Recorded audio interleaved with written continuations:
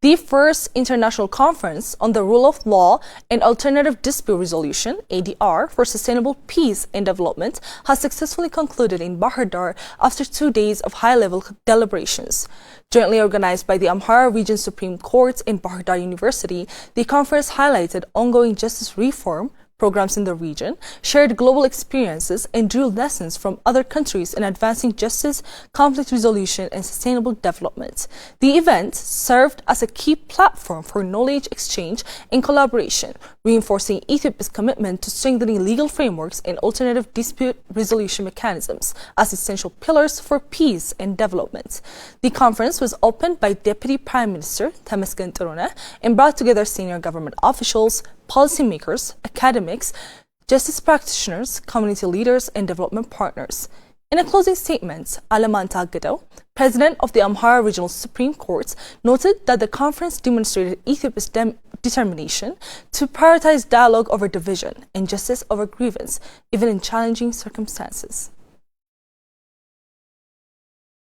The International Conference on Rule of Law and Alternative Dispute Resolution Mechanisms for Sustainable Peace and Development brought together policymakers, scholars, practitioners, community leaders, and partners to reaffirm a shared conviction that lasting peace is built not only through laws and institutions, but through trust, reconciliation, and justice that reaches the people where they live. The discussion reflected a clear consensus in Ethiopia, and particularly in the Amhara region. Strengthening the rule of law requires a justice system that is accessible, culturally grounded, and responsive to post-conflict realities. Alternative dispute resolution mechanisms, rooted both in modern legal frameworks and long-standing community practices, are essential to easing the burden on courts, restoring social cohesion, resolving economic and communal disputes, and supporting national dialogue and transitional justice.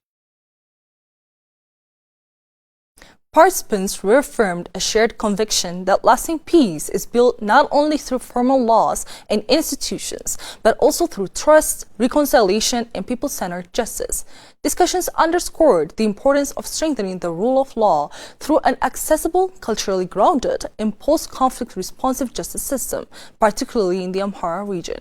The conference emphasized that alternative dispute resolution mechanisms, including mediation, arbitration, conciliation, negotiation, and community-based and customary justice practices, play a vital role in easing court burdens, restoring social cohesion, resolving communal and economic disputes, and supporting national dialogue and transitional justice.